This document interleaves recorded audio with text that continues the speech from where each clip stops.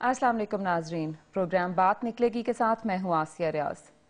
नाजरीन, 9/11 के 10 साल गुजरने के बाद क्या दुनिया ये बेहतर तौर पर समझने के काबिल है कि 9/11 को करने वाले दरअसल कौन थे और उनके मकासद क्या थे? क्या उनके मकासद पूरे हुए? पाकिस्तान और यूनाइटेड स्टेट्स दोनों के ऊपर उसके असरात क्या हुए?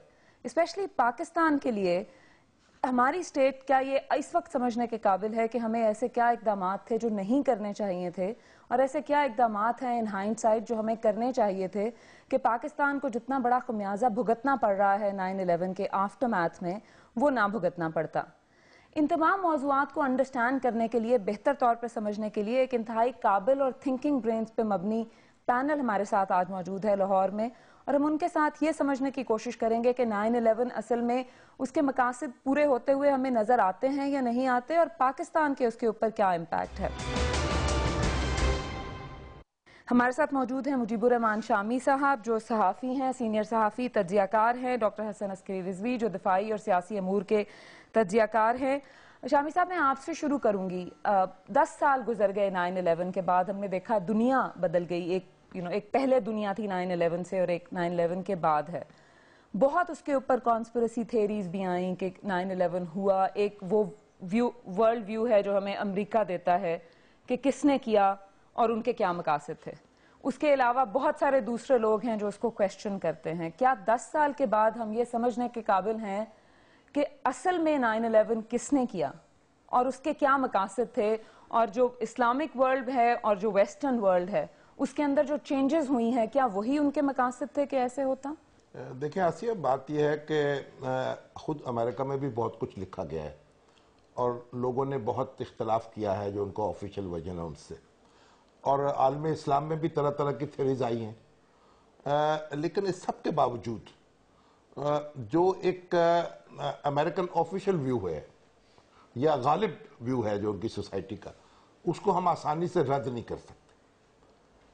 क्योंकि मैं तो इसको सिंपल समझू, जिसके घर में चोरी होती है FIR तो वो दर्ज कराता है। अब ये तो मुमकिन नहीं हो सकता है आपके घर में चोरी हो और FIR मैं दर्ज करा दूं।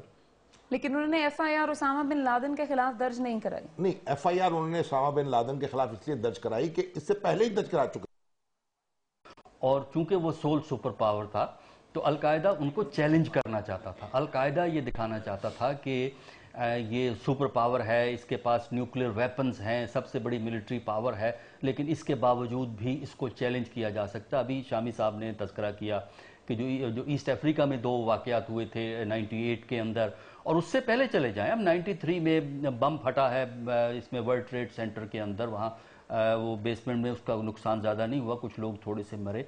फिर उसके अलावा कुछ और वाक़यात आपको 2000 के अंदर अमेरिका पे टारगेटेड मिलते हैं। 98 के बाद अमेरिका ने जो इनका अलकायदा के बेसिस थे अफगानिस्तान में, उन पे मिसाइल फायर किए, क्रूज मिसाइल फायर किए, जो पाकिस्तान के ऊपर से गुजरते हुए जाके उन बेस कैंप्स में लगे, लेकिन उसामा उनमें मौजूद नहीं था।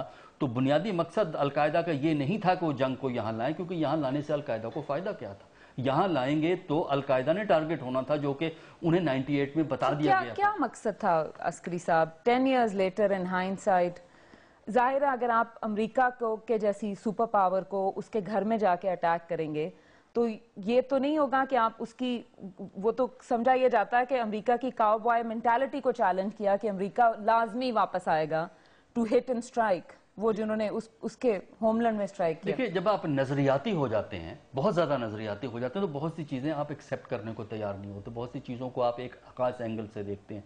उन्होंने चैलेंज करना था, और चैलेंज जो है वो उन्होंने दिखाया कि अमेरिका के अंदर हो। अमेरिका के अंदर इसलिए मुमकिन था कि अमेरिका का जितना सिक्योरिटी सिस्टम था, वो सिक्योरिटी सिस्टम था कि बाहर से हमला होगा, बाहर से एयरक्राफ्ट आएंगे, लिहाजा उनका डिफेंस सिस्टम जो था सारा उसी हवाले से था। क्योंकि अमेरिका को अगर आप देखें ना, अमेरिका एक आइलैंड बन जाता है, उसके हर तरफ समुंदर है, लिहाजा अमेरिका तक पहुंचना इतना आसान नहीं है, और उन्होंने यही समझा था कि ख़तरा जो है वो बैरूनी है, अंदर से कोई इतना बड़ा ख़तरा नहीं होगा। और वही इस पर बड़ी सोच समझ के मेरे नज़दीक बहुत उसमें ایفرٹ انوالو تھی, بہت تھنکنگ انوالو تھی, جو کہ 9/11 کا انسیڈنٹ انہوں نے کیا.